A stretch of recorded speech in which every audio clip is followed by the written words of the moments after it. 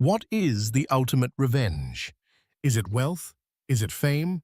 Or is it showing the person who threw you away that they weren't just discarding a partner, but overlooking a titan? In tonight's story, we dive into a world of glamour, betrayal, and the shattering illusion of success. A self-satisfied millionaire, Richard Sterling thinks he has it all, a new, younger fiancée on his arm, and the envy of his peers. But he's about to learn a brutal lesson when his past walks back into his life, not with a whimper, but with a thunderclap that will bring his perfectly curated world crashing down around him. Stay tuned. The air in the Celestial Club, a private rooftop bar overlooking the glittering sprawl of Manhattan, was thick with the scent of money. It was a heady perfume of expensive leather vintage scotch, and the self-assured fragrance worn by men and women who never had to look at a price tag. Richard Sterling breathed it in like oxygen. At 42, he was a king in this particular jungle, a self-made millionaire in the cutthroat world of private equity. He wasn't old money, but he'd made enough new money to plate his life in a convincing facsimile of gold. Tonight was his coronation. He swirled the amber liquid in his crystal tumbler, the ice clinking a gentle, rhythmic applause to his success. His friends, or rather the collection of associates, rivals, and sycophants he called friends, were gathered around him. There was Marcus Thorne, a hedge fund manager with a predatory smile, and David Chen, a tech investor who spoke in valuations and exit strategies. To Richard, Marcus toasted, raising his glass, finally closing the chapter on the starter marriage and moving on to the collector's edition. A wave of knowing chuckles rippled through the group. Richard's lips curled into a smug smile. He glanced at the woman tucked under his arm, Faye Hayes. She was 25, with hair the color of spun gold and eyes the shade of a Caribbean sea. She was a model, an influencer, an aspiring actress, a perfect trinity of modern ambition. More importantly, she was a living, breathing testament to his status. She was his upgrade. "She's a work of art, Sterling," David commented, his eyes doing a quick, appreciative scan of Faye. "A masterpiece. Only the best, David. You know my motto, acquire, improve, or divest," Richard said, his voice a low, confident boom. He gave Faye's waist a proprietary squeeze. She giggled, a musical sound that was perfectly rehearsed. She knew her role in this ecosystem. She was to be beautiful, adoring, and blissfully unaware of the subtle barbs aimed at the woman who came before her, his ex-wife, Isla. The thought of her was like a distant, faded photograph. Isla Vance, the woman he'd married when he was still just a hungry analyst with more ambition than capital. She had been sensible, grounded. She'd managed their first tiny apartment, celebrated his first big bonus with a home-cooked meal, and believed in him when his own self-belief was just borrowed bravado. She was the foundation upon which he had built his empire. And like all foundations, she was meant to remain unseen, buried beneath the gleaming structure he now inhabited. Their divorce had been civil on the surface, but Richard knew the truth. He had outgrown her. While he was learning to navigate boardrooms and yacht parties, she was talking about starting a small, sustainable textile business. While he was acquiring companies, she was looking at looms. It was quaint pathetic, really. He needed a woman who reflected his station, not one who reminded him of his humble beginnings. "I heard Isla still puttering around with that little fabric hobby of hers," Marcus said, leaning in conspiratorially. "My wife saw her at some farmer's market in Brooklyn, of all places, selling scarves or something." Richard scoffed, a short, sharp sound of derision. "Let her. It keeps her busy. Some people are just meant for the minor leagues. It's a shame, but what can you do? I sent her a generous settlement, more than enough to fund a lifetime of knitting circles. He felt a surge of validation. Here he was in the penthouse of New York society, while she was peddling handicrafts in a borough he hadn't set foot in for years. He had won. The divorce was the ultimate divestment, and Faye was the ultimate acquisition. Well, tonight's about the future, Richard declared, raising his glass higher. To my beautiful fiancée Faye, the woman who understands what it means to reach for the stars. Faye beamed, her smile as bright as the diamond on her finger, a 10-carat rock he had delighted in telling everyone was triple the size of Isla's old ring. As the group drank to his toast, Richard felt an intoxicating sense of triumph. He scanned the room, his kingdom. The dark wood paneling, the soft jazz trio in the corner, the panoramic view of a city that lay at his feet. Everything was perfect.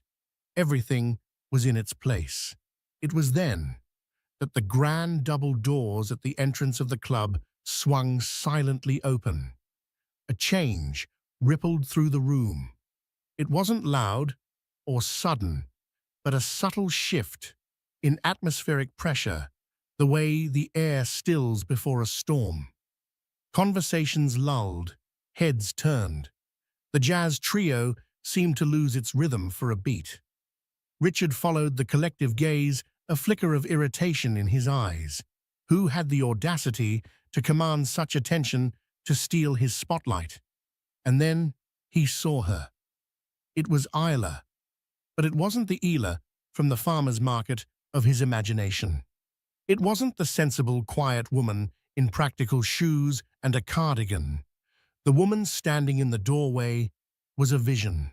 She wore a simple, impeccably tailored gown of emerald silk that clung to her form, a color that made her dark hair and fair skin seem luminous.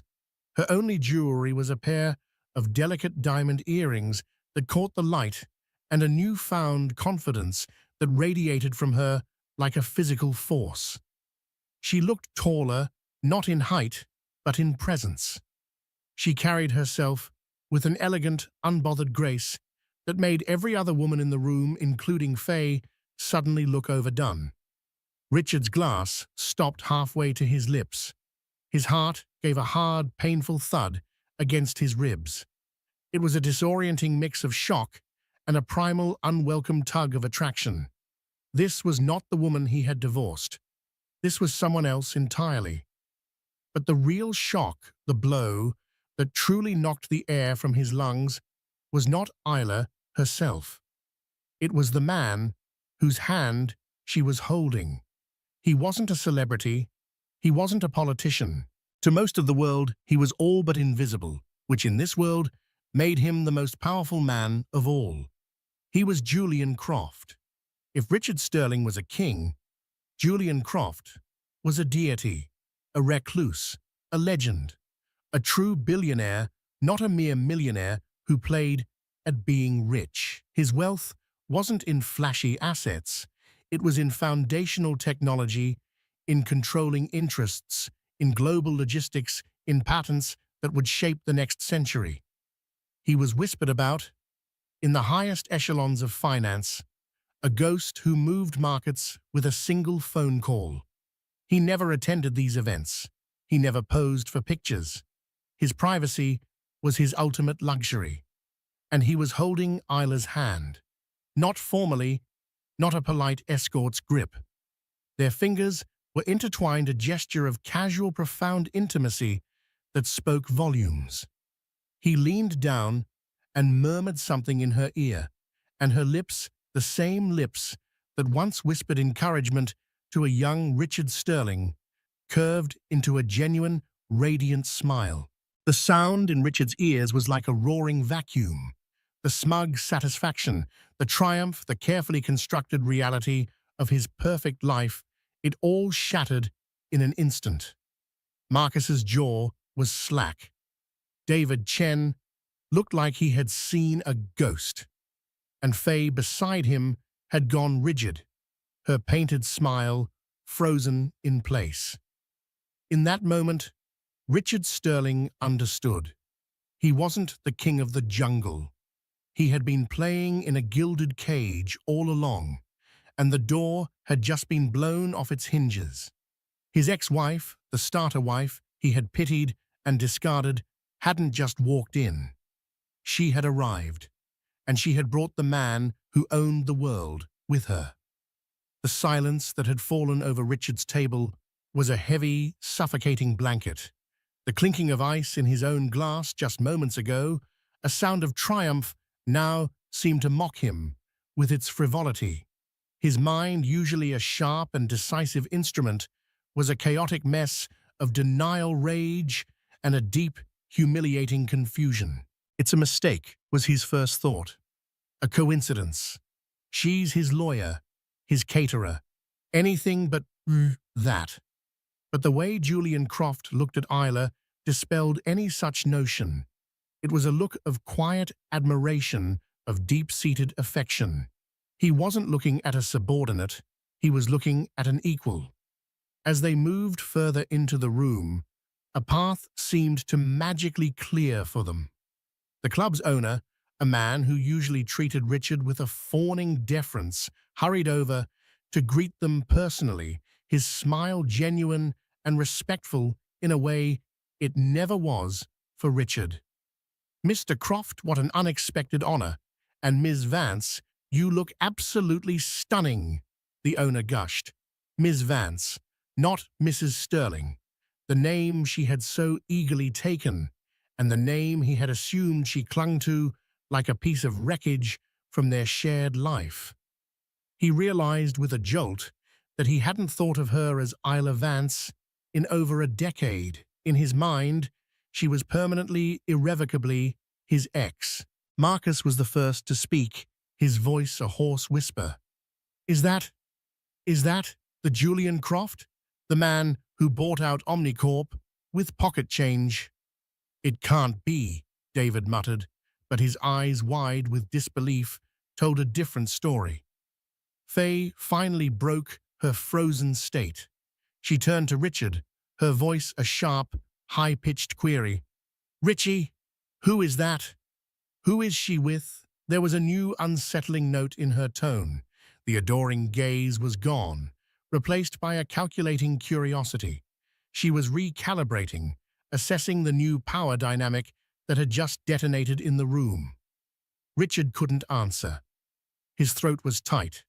He watched as Julian guided Isla to a secluded booth in the corner, a prime spot that was always reserved, and one Richard himself had never been offered. He saw Julian help her with her chair, a simple act of courtesy that felt more profound than any of Richard's grand, ostentatious gestures. He felt a hot flush of shame creep up his neck. The story about Isla at the farmer's market, his own condescending pity, it all felt like a pathetic joke now, and he was the punchline. He had been bragging about his 10-carat diamond, while she was holding hands with a man who could buy the entire diamond mine. "I need a drink," Richard said, his voice raw. He threw back the rest of his scotch, the burn doing nothing to quell the fire in his gut. He had to do something. He couldn't just sit here exposed and humiliated in front of his friends. He had to regain control of the narrative. Pushing his chair back abruptly, he stood up.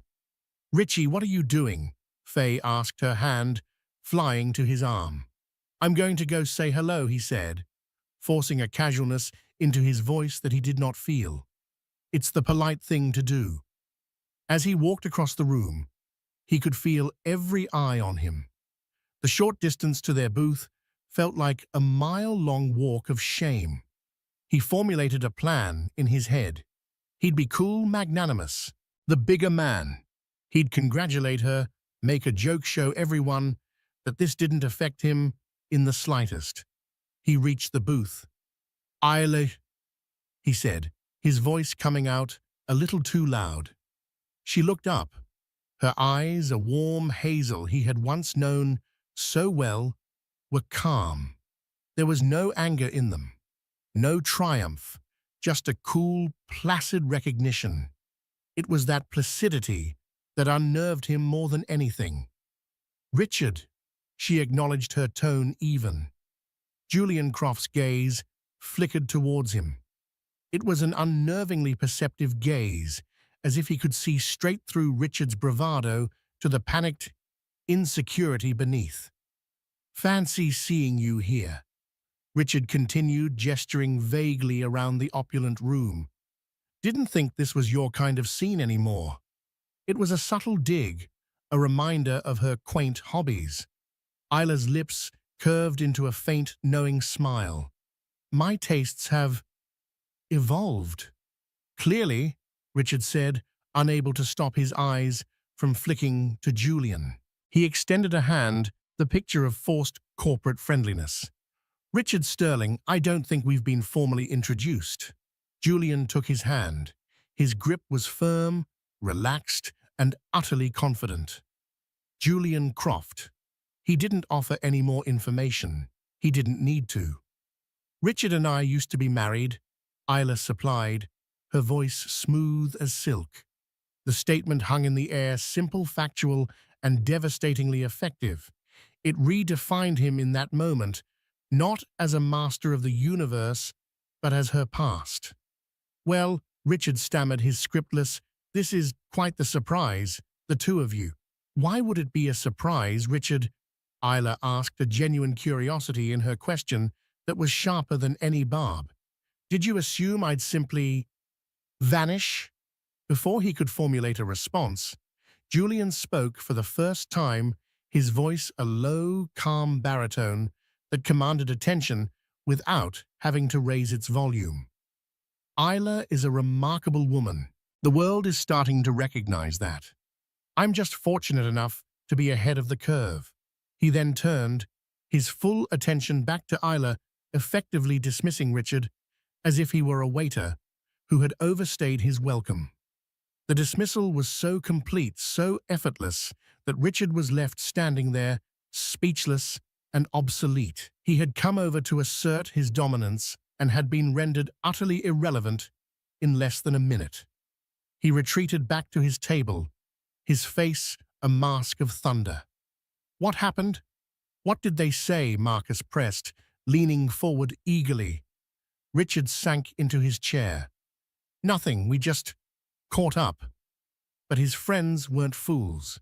They had seen the exchange. They saw the way Julian Croft had dismissed him. They saw the cool confidence in Isla. The power dynamic at the table had irrevocably shifted. The fawning admiration for Richard was gone, replaced by a feverish, gossipy interest in his ex-wife. "I can't believe it. Julian Croft," David kept muttering, pulling out his phone, no doubt to text everyone he knew. "How did she manage that? I mean, she was always so plain." The word hung in the air. Plain. It was the word Richard himself had used to describe her. And it was a lie. He saw that now. Isla wasn't plain. He had just lacked the eyes to see her color. He had been so blinded by his own reflection that he'd missed the masterpiece standing beside him. Then came the twist that turned the knife. A man Richard recognized as Liam Hemsworth, the actor, approached Isla and Julian's table. There were handshakes, warm smiles.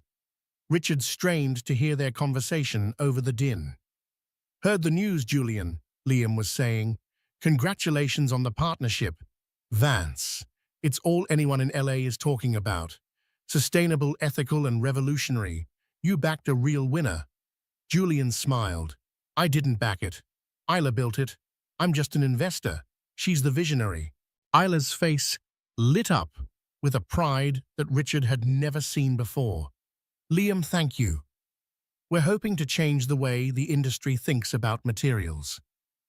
Vance. The name of her company, her own name. Not some cutesy homespun brand, a real company. The hobby he had mocked, the little fabric thing, was being discussed by movie stars and funded by billionaires. The blood drained from Richard's face. He felt a profound, sickening sense of vertigo, as if the floor had dropped out from under him. He had not just misjudged the woman, he had catastrophically misunderstood her ambition. He thought her world was small because he had tried to keep it that way. But it had grown silently powerfully and was now poised to eclipse his own. Faye, who had been watching him intently, finally spoke, her voice devoid of its usual sweetness. Her company. What company? Richard couldn't look at her. He just stared at his drink, at the melting ice in the bottom of his glass, a perfect metaphor for his dissolving reality. The king had been dethroned in his own court, and the woman he had cast aside was wearing the crown. The drive home to his sterile, minimalist penthouse in Richard's gleaming German sports car was an exercise in oppressive silence. Faye sat in the passenger seat, staring out at the blurred city lights, her usual stream of chatter dammed by a wall of sullen contemplation. The 10-carat diamond on her finger seemed to have lost some of its luster under the harsh glow of the streetlights. When they finally arrived, she didn't wait for him to open her door. She strode into the apartment, her heels clicking an angry staccato on the polished marble floors. She threw her clutch onto a white leather sofa and spun to face him, her arms crossed. "You lied to me, Richard." "I didn't lie," he said, loosening his tie, feeling like it was strangling him. "I don't know what you're talking about." "Don't you?" Her voice was sharp, accusatory. "You told me she was nothing, a sad little divorcee living off your money, making scarves in her lonely apartment. You painted this picture of a pathetic woman you'd outgrown, someone to be pitied." She took a step closer, her eyes flashing. That woman back there was not pathetic. The way Julian Croft looked at her, the way everyone in that room looked at her, that wasn't pity, Richard. That was respect. And you told me her little hobby was a joke. It turns out her joke is a company big enough to get investment from one of the richest men in the world. How was I supposed to know? He snapped, his own frustration boiling over. It was a little hobby. She was talking about organic dyes and hand-weaving techniques. It was nonsense. Was it, Richard? Faye shot back. Or were you just not listening? The question struck him with the force of a physical blow, because he knew in a dark, shuttered corner of his soul that it was the truth. He hadn't listened. As Faye continued her tirade, her voice faded into a dull buzz in Richard's ears. He was no longer in his multi-million-dollar penthouse. He was adrift in the canyon of his memory, the echoes of his past, with Isla swirling around him. He remembered a dinner, maybe 8 years ago. He had just closed a major deal, a hostile takeover that had earned him a 7-figure bonus and a reputation for being ruthless. He came home drunk on victory and expensive wine to find the dining table covered not with food, but with swatches of fabric in earthy tones of indigo, rust, and saffron. Isla's face was smudged with dye, her eyes bright with an excitement he hadn't seen in years. "Richie, look," she'd said, her voice alive with passion. "I did it. I finally perfected the process. It's a textile made from a blend of recycled silk and bamboo fiber. It's as strong as canvas, but feels like cashmere. And these colors, all derived from vegetable waste, onion skins, avocado pits. It's completely sustainable. No chemical runoff, no environmental impact." He had stared at the fabrics blankly, his mind still buzzing with spreadsheets and market caps. "That's nice, honey," he'd said, his tone dismissive. He dropped his briefcase on the floor. "Can we clear this stuff off? I'm starving and I want to celebrate. Call up Le Bernardin and see if they can squeeze us in." The light in her eyes had dimmed. "Oh, okay, I just thought this could be something. A real business. I've even drawn up a preliminary business plan. Vance Textiles." He had laughed then, not a cruel laugh, but a patronizing one, the laugh of a husband indulging his wife's cute little project. A business sweetheart, that's adorable. But let's be realistic. You're going to compete with giant manufacturing plants in Asia with onion skins stick to decorating the house. I'll handle the business side of things in this family. He had tossed her business plan, a folder she had clearly spent weeks on, onto a side table without even opening it. He never looked at it again. That night, he had taken her to Le Bernardin, bought her champagne, and talked endlessly about his own triumph, never noticing the silence that had settled over her, a silence that, in retrospect, had never truly lifted. Another memory surfaced. Isla, a few years later, showing him an article in a niche design magazine about the rise of ethical fashion. "See," she'd said, a quiet desperation in her voice. "The world is changing. People are starting to care where their products come from. This is the future, Richard." He had glanced at the magazine and scoffed. "The future is technology and scalability, Isla, not a handful of hippies willing to pay a fortune for an ugly burlap sack. It's a fad. Focus on planning the charity gala. That's important for my image." He had actively, repeatedly steered her away from her ambition and toward the role he had assigned her, the supportive, socialite wife. He hadn't just been ignorant of her potential, he had been the primary obstacle to it. He saw her passion not as something to be nurtured, but as a distraction from her duties as Mrs. Sterling. And Julian Croft, how had she met him? Richard pictured a glamorous party, a chance encounter, but his gut told him that was his own fantasy, his own limited worldview. The truth was likely far more impressive and far more humiliating for him. He was right. Isla had not met Julian at a party. After the divorce, armed with a settlement that Richard had considered a generous golden parachute, Isla had done the one thing he never expected. She invested it all in herself. She leased a small workshop in the Brooklyn Navy Yard, bought 2 state-of-the-art looms, and hired a textile engineer who had just graduated from Pratt. For 2 years, she worked relentlessly, refining her product, building a supply chain, and operating in near total obscurity. She got her first break not at a farmer's market, but at a high-level symposium on sustainable technology.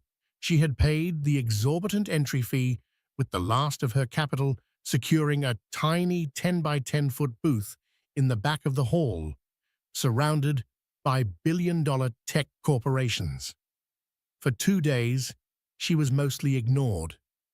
Then, on the final afternoon, a man in a simple gray suit, without an entourage or name badge, stopped at her booth. He didn't glance at her products, he studied them. He picked up a swatch of her bamboo silk fabric, rubbing it between his thumb and forefinger. He read her technical specifications, his eyes scanning the data on tensile strength and dye composition. "This is remarkable," he'd said, finally, his voice quiet. "The carbon footprint is virtually zero, yet the quality is higher than fabrics produced with 1,000 times the environmental cost. How did you solve the fiber consistency problem?" It was Julian Croft. He hadn't been drawn by flash or marketing. He had been drawn by the data, by the brilliance of the solution. They talked for 2 hours, not about money or fame, but about process innovation and ethical imperatives. He saw the genius in what she had created, the very thing Richard had dismissed as nonsense. By the end of the week, his venture capital firm had signed a letter of intent to provide seed funding. It wasn't a romantic gesture. It was a shrewd business decision. The romance, Isla would later admit to a friend, came after born from a meeting of minds, a shared passion for building something meaningful. Julian wasn't attracted to the woman Richard had divorced. He was attracted to the woman she had become in spite of him. Back in the penthouse, Faye's voice finally cut through Richard's reverie. "And you just stood there, looking like a fool. Do you have any idea how this makes me look?" Richard looked at her, then truly looked at her. He saw her for what she was: beautiful, ambitious, and utterly transactional. He had chosen her because she was a reflection of his own superficial values. And now that reflection was showing him a distorted, ugly version of himself. He had thought Faye was his masterpiece, his upgrade. But he was starting to realize she was just a mirror, and he didn't like what he was seeing. His world wasn't just unraveling because of Isla's success. It was unraveling because her success held up a giant, merciless mirror to his own profound failure, not as a businessman, but as a man. He hadn't just lost a wife. He had discarded a fortune and hadn't even been smart enough to know it. In the days that followed the disastrous night at the Celestial Club, Richard Sterling's world began to shrink. The incident became the premier piece of gossip in their elite circle. David Chen's texts had clearly made the rounds. When Richard walked into a boardroom, the pre-meeting chatter would suddenly die down. He'd catch the whispers, the sideways glances. His power, once absolute in his sphere, was now being questioned. He was no longer the man to be envied. He was the man who'd made the biggest blunder in social and romantic history. His calls to Marcus Thorne, once a reliable well of gossip and flattery, were now met with a cool professionalism. The invitations to exclusive poker nights and weekend golf trips dried up. He was becoming a liability, a walking punchline. The worst part was the coverage. Vance Textiles was suddenly everywhere. Forbes ran a feature, "The Phoenix of Fabric, How Isla Vance is Weaving the Future of Fashion." Vogue Business did a deep dive into her supply chain. Her face, serene and confident, was on magazine covers and business websites, and often Julian Croft was mentioned not as her savior, but as her strategic partner. Richard became obsessed. He spent his nights scrolling through articles about her, his stomach twisting with a toxic cocktail of jealousy, regret, and pure, unadulterated rage. He saw photos of her and Julian at gallery openings, at tech conferences, looking every bit the power couple. He, Richard Sterling, had been relegated to a footnote in her story. The foolish ex-husband. His relationship with Faye was fracturing under the strain. She had become distant, her phone always in her hand, her expression a mixture of boredom and resentment. She started making comments, sharp little digs that hit him where it hurt most. "I saw Isla's company is opening a flagship store in Soho," she said one morning over breakfast, not looking up from her phone. "Must be nice to have a billionaire boyfriend to pay for it." "He's an investor, not her piggy bank," Richard snapped. "It's a business." "Whatever," she scoffed. "All I know is that my agent called yesterday. A casting director who was interested in me for a commercial suddenly thinks I'm not the right fit. It's because of you, Richard. You're yesterday's news, and I'm being dragged down with you." Her words were cruel, but they struck a nerve of truth. His social currency was plummeting, and Faye, whose entire career was built on association and image, was panicking. The breaking point came a week later. Richard was in a meeting with a group of potential investors from Singapore for a new fund he was launching. It was a critical deal, the one he needed to reassert his dominance. Everything was going well. He was in his element, charming and persuasive, throwing around figures and projections. Then one of the investors, a stern-faced man named Mr. Lim, paused. "Mr. Sterling, your projections are impressive, but our due diligence team has raised a concern about your judgment. Richard stiffened. My judgment? My track record speaks for itself. Mr. Lim offered a thin, unapologetic smile. Indeed. But we have also been reading about Vance Textiles, a truly revolutionary enterprise. We understand your ex-wife is the founder. You were married to her during the initial development phase of her core technology, yet you passed on the opportunity to be her seed investor. An opportunity that a man like Julian Croft seized immediately. He leaned forward slightly. Our concern is simple. If you could not see the billion-dollar potential in your own house, how can we be confident that you can see it for us in the market? The room went cold. It was the ultimate indictment. His greatest personal failure was now infecting his professional life. It was a direct attack on the very core of his identity, his ability to spot value.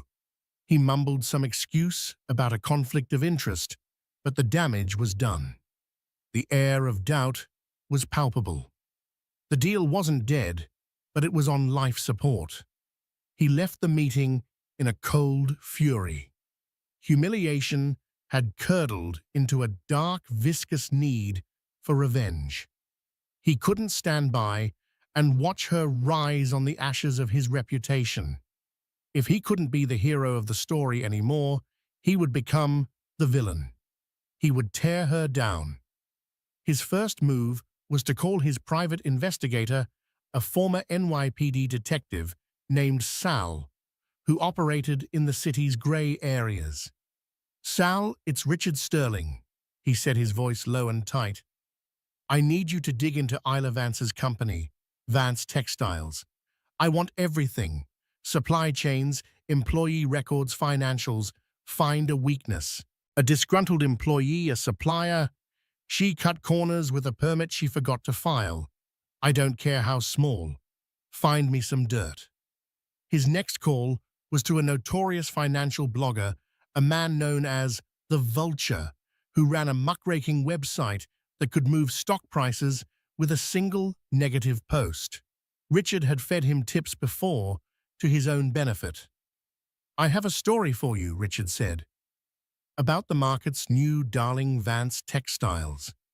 It seems their ethical image might not be as clean as it looks. For the next 2 weeks, Richard orchestrated a covert war. Sal's digging turned up a minor issue. A supplier in Peru had been briefly cited for a water usage violation 6 months ago. It was a clerical error that had been rectified immediately, but in Richard's hands, it was a weapon. He fed this information, twisted and amplified, to the Vulture.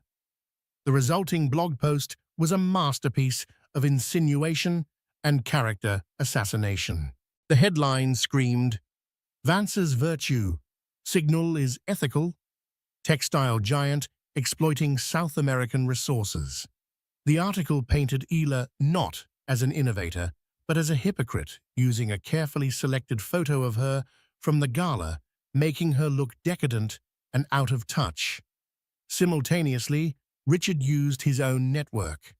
He called contacts at a major fashion conglomerate he knew was threatened by Vance's rise.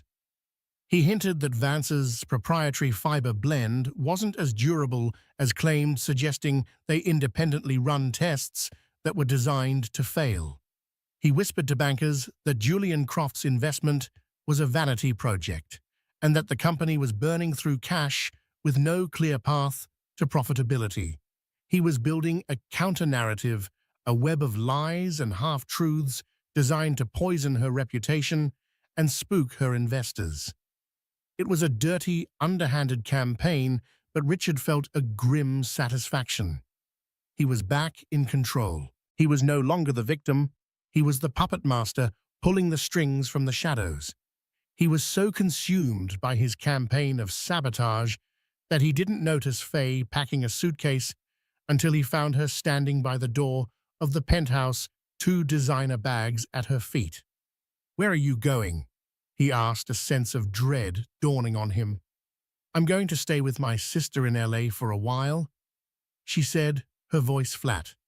She wouldn't meet his eye. For how long? She finally looked at him, and there was no anger in her eyes anymore, just a cool, clinical pity. Don't call me Richard. I'll call you. He knew what that meant. It wasn't a temporary break. It was an exit. She had seen the way the wind was blowing and was jumping ship before it sank. The ultimate acquisition was divesting herself. It's because of her, isn't it? He said, the words tasting like acid. No, Faye said, shaking her head. It's because of you.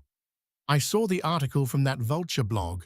Marcus told me what you've been doing, the rumors you've been spreading. I might be a lot of things, Richard, but I'm not with a man who's so pathetic he has to destroy his ex-wife to feel powerful. She opened the door. The man I thought you were would have moved on and built something bigger and better, but you're just small, and I don't do small. The door clicked shut behind her, the sound echoing in the vast, empty apartment. Richard stood there alone, surrounded by the trappings of a success that now felt hollow. He had launched his empire, but in doing so, he had lost his fiancée, his friends, and the last vestiges of his own self-respect. And he was about to find out that the war he had started was one he was woefully unprepared to win. The invitation, printed on thick pearl-white cardstock, arrived in a sleek black courier envelope that felt more like a subpoena than a request for his company. It was for the annual Innovator of the Year awards at Lincoln Center, the glittering apex of the tech and business social calendar. In previous years, Richard's attendance was a given.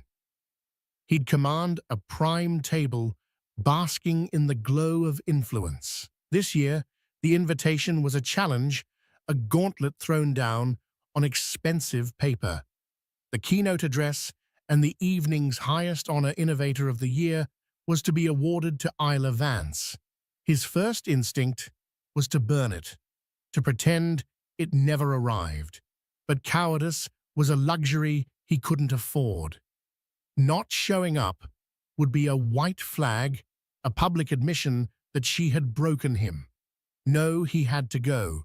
He would don the armor of his bespoke Tom Ford suit, fix a mask of bored amusement to his face, and watch her speech as if it were a mildly interesting but ultimately irrelevant piece of theater. He still clung to the belief that his smear campaign was working. Vance's stock, after its small initial public offering, had taken a 6% hit following the Vulture's article. He'd heard whispers from his contacts at rival banks that a couple of second-tier investors were getting nervous. He imagined these as pinpricks of doubt, slowly deflating the magnificent balloon of her success. He had wounded her, he told himself. Tonight, he wanted a front-row seat to watch her stumble. He pictured her voice wavering at the podium, her confidence cracked by the shadows he had cast. He arrived at the venue alone. The soaring glass-walled atrium was already teeming with the city's elite, a sea of black ties and designer gowns. The air buzzed with power. But as he stepped inside, the familiar atmosphere felt different. The friendly waves and backslapping greetings he once took for granted were replaced by something colder, more formal. He saw Marcus Thorne across the room. Their eyes met for a fraction of a second before Marcus turned away, suddenly engrossed in conversation. David Chen gave him a curt nod that was more of a dismissal than a greeting. The cold shoulders were like physical blows. He was an infection, and no one wanted to risk contamination. Undeterred or pretending to be, he made his way to the bar. It was there he saw her. Isla was standing in the center of a circle of influence that included a senior senator, the CEO of a German automotive giant, and a celebrated artist. Julian Croft was by her side, a quiet anchor in the storm of her success. She was wearing a simple, floor-length gown of midnight blue that seemed to absorb the light, making her glow from within. She wasn't just composed, she was magnetic. People weren't just talking to her, they were listening, leaning in, captivated, and Richard, standing 20 yards away, had never felt more invisible. The awards ceremony began. Richard sat at his half-empty table, a grim testament to his new social status. He sipped his water, applauded mechanically for the minor award winners, and waited. Finally, the host, a renowned journalist with a silver mane and a voice like worn leather, stepped up to the main podium. Our final award tonight, the Innovator of the Year, is for more than just a successful quarter or a clever product. The host began, his voice filling the cavernous hall. It goes to an individual who has not only disrupted an industry, but has sought to redefine its very soul. Her work at Vance Textiles has set a new, unassailable standard for sustainability, ethics, and sheer breathtaking design. Ladies and gentlemen, please welcome Isla Vance. The room exploded in a sustained, thunderous wave of applause. Richard forced his hands together, the repetitive slap of his own skin, a hollow alien sound in the roar. Isla walked to the stage with an unhurried, liquid grace. She didn't look nervous. She looked like she belonged there. She reached the podium, took a moment, and a genuine warm smile spread across her face, lighting up the massive screens on either side of the stage. "Thank you," she began, her voice clear, steady, and resonant. "To be recognized for innovation is the greatest honor I can imagine. Because innovation at its core is about seeing what isn't there and asking, why not? It's about looking at a broken system and believing, truly believing, that you can build a better one." She spoke beautifully about her journey, her initial inspiration, her belief in a world where business could be a force for good. It was eloquent, inspiring, perfectly calibrated. Richard felt a flicker of smug satisfaction. She's taking the high road, he thought, ignoring the controversy. A classic, weak PR move. And then, just as he was settling into his cynical comfort, her tone shifted. The warmth remained, but it was now underpinned by a core of pure steel. "But innovation doesn't happen in a vacuum," she said, her eyes sweeping across the audience, and for a heart-stopping moment, they seemed to lock directly onto his. "It is often met with resistance, not just from the market, but from the inertia of old ideas, and sometimes from a place of fear, a place of malice." A profound hush fell over the room. You could hear the clink of a fork 100 tables away. Richard's heart began a low, heavy drumbeat against his ribs. "Here we go. In recent weeks," Isla continued, her voice as calm and implacable as a rising tide, "my company has been the subject of a series of targeted, anonymous attacks. Allegations have been made, designed to undermine our credibility and instill doubt in our partners, our investors, and our customers. These attacks were built on a foundation of twisted truths and, in some cases, outright fabrications." He could feel the heat in the room rising, the collective intake of breath. This was no longer an awards speech, it was a public execution. The anonymous sources claimed, for instance, that a Vance supplier in Peru was exploiting local water resources, she said. What these sources failed to mention was that the citation they referenced was for a minor clerical error, which was rectified within 24 hours. They also failed to mention this. The massive screen behind her lit up. It wasn't a static photo. It was a short, professionally shot video. A man in his 60s, with a kind, weathered face, appeared speaking in Spanish with English subtitles. The caption identified him as the mayor of the Peruvian town. Vance Textiles is not a corporation that takes, the mayor said, his voice thick with emotion. They are a partner that gives. After the citation, they didn't just pay a fine. They co-funded a state-of-the-art water purification facility for our entire community. My people have clean drinking water for the first time in a generation because of Isla Vance. The video ended with a sweeping drone shot of the gleaming new facility. A wave of stunned murmurs rippled through the audience. Richard felt a cold knot tighten in his stomach. They also whispered that our proprietary fiber blend was weak, that it couldn't stand up to industrial use. Isla went on, relentless. We thought that was a fair question, so we sent our fabric to the top materials science lab at MIT for independent stress testing.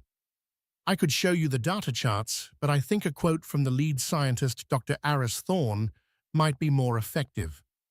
The screen changed now, showing a quote in large, bold letters.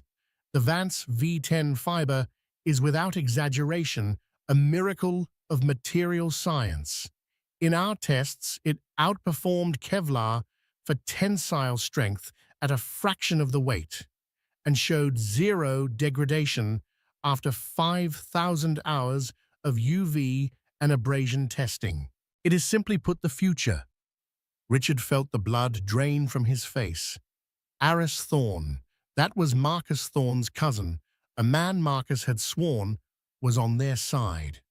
The betrayal was dizzying. These attacks were designed to look like journalism, Isla said, her voice now carrying a cold, hard edge of righteous fury. But they were not. They were a coordinated campaign of industrial sabotage orchestrated by a single cowardly source. A source who attempted to poison our company from the shadows because he lacked the courage to face us, or perhaps himself, in the light. He could feel the eyes now, hundreds of pairs of them, turning towards him like heliotropes to a dying sun.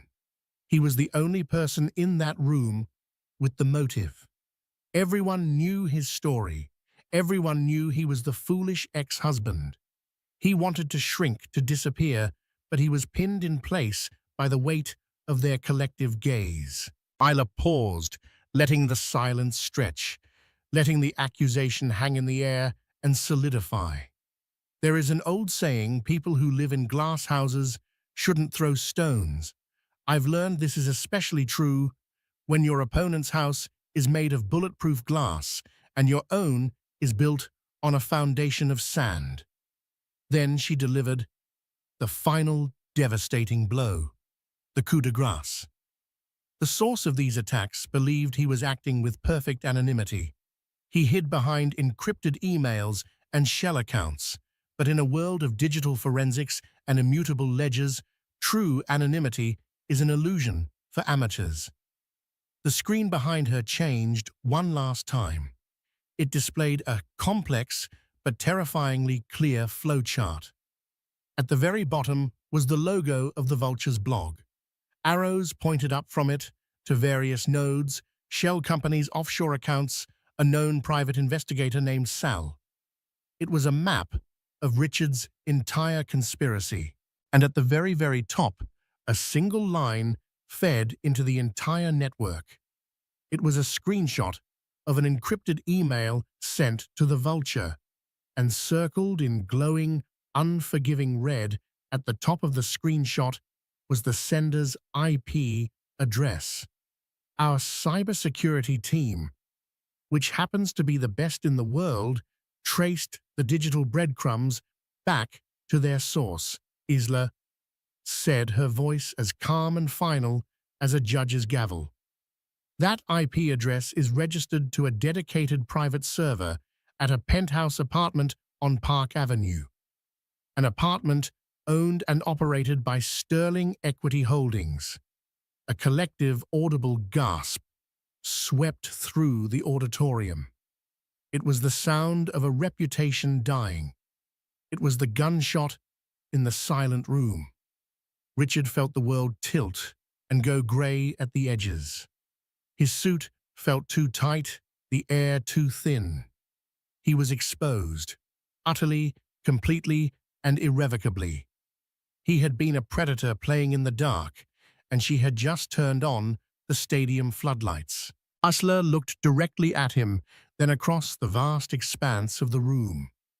Her gaze was piercing, unwavering, and devoid of hatred.